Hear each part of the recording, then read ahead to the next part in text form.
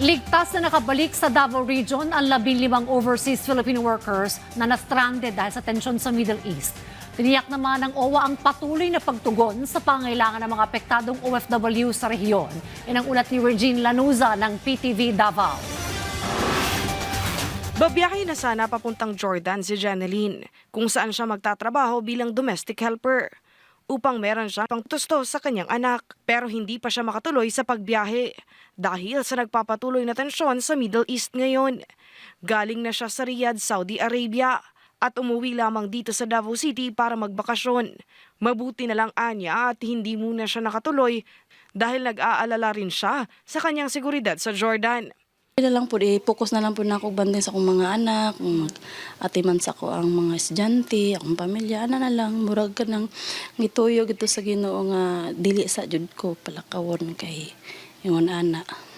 Ayon sa Overseas Workers Welfare Administration o OWA 11, maraming mga OFW ngayon ang na-stranded dahil sa nasabing tensyon.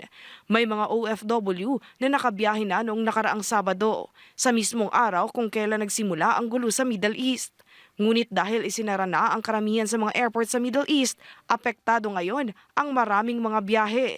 Kaya ang mga OFW na patungo rin sana sa Middle East, pinauwi muna. Dagdag pa ng ahensya, mula March 3, nakapagtala na ng 15 mga stranded na OFW na nakabalik na rito sa Davao Region.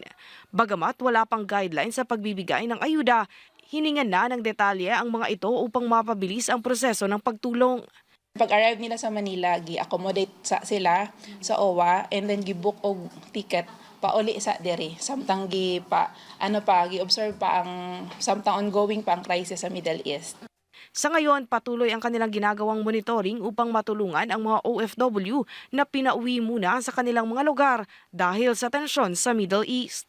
Regine Lanuza para sa Pambansang TV sa Bagong Pilipinas.